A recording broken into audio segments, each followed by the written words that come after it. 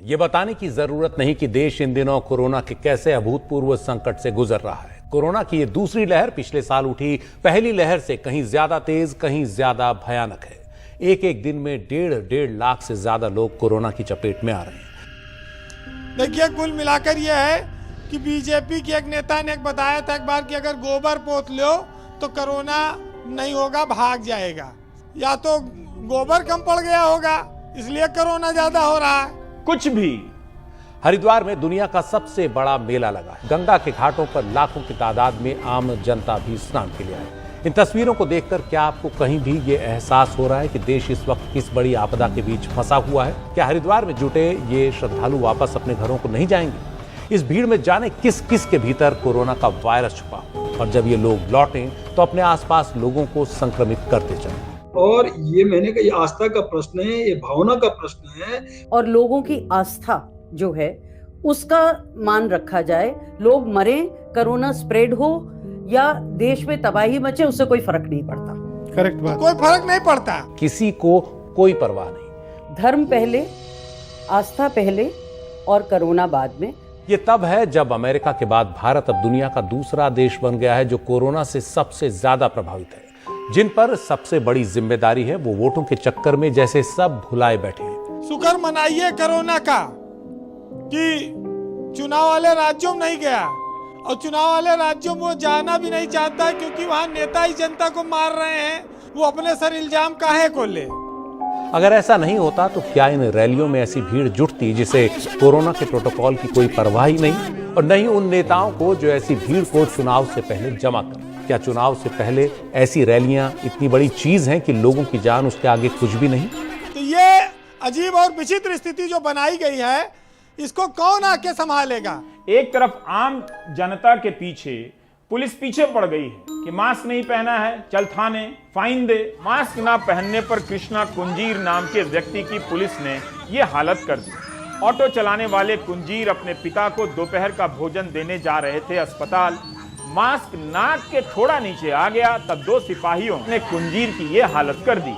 ये है इंसाफ। कितना दर्दनाक मंजर है। तो दूसरी तरफ गृह मंत्री अमित शाह बिना मास्क के रोड शो कर रहे हैं। रोड शो को लेकर चुनाव आयोग का निर्देश है कि रोड शो के लिए गाड़ियों के काफिले को हर 5 गाड़ियों के बाद तोड़ा जाएगा। 2 काफिले के बीच काफी दूरी होगी, 100 मीटर की बजाय आधे घंटे की दूरी होगी। क्या आपको इन नियमों में से कुछ भी यहाँ दिखाई दे रहा है? देखिए, आपके सवाल का एड्रेस गलत है। आधा सवाल इलेक्शन कमीशन को पूछना है, आधा ममता जी को पूछना है। क्या चुनाव आयोग गृह मंत्री को चालान कर सकता है? I am asking this question to our very own चुनाव आयोगा।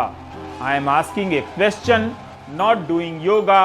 ओ डियर आयोगा, do you get my point? ये क्या बोले, मैं समझा नहीं। बीजेपी के नेता सुनील बंसल ने आज ट्वीट किया है कि उन्हें कोविड-19 हो गया है। अब आप इस तस्वीर को देखिए। यह तस्वीर 6 अप्रैल की है। इस तस्वीर में सुनील बंसल के साथ मुख्यमंत्री योगी आदित्यनाथ भी दिख रहे हैं। लेकिन जब सुनील बंसल संक्रमित हो चुके हैं तो क्या बाकियों को भी आइसोलेट नहीं होना चाहिए था? Few moments later. आज मुख्यमंत्री योगी आदित्यनाथ खुद कोरोना पॉजिटिव हुए हैं। उनके सरकार के सारे अधिकारियों में से अधिकांश पॉजिटिव हैं। क्या करते हो चूतियापन का? रविवार को ही साधु संतों की सर्वोच्च संस्था अखिल भारतीय अखाड़ा परिषद के अध्यक्ष महंत नरेंद्र गिरी समेत आधा दर्जन से अधिक संतों की कोरोना रिपोर्ट पॉजिटिव आई। और ये तस्वीर देखिए, अखाड़ा परिषद के अध्यक्ष महंत नरेंद्र गिरी कोरोना पॉजिटिव हैं। इसके बावजूद समाजवादी पार्टी के अध्यक्ष अखिलेश यादव उनसे मिलने निरंजनी अखाड़ा पहुंच गए। 24 hours later. अखिलेश यादव के बारे में भी आज खबर आई है कि वो कोरोना पॉजिटिव हो गए हैं। क्या करते हो चूतियापन का?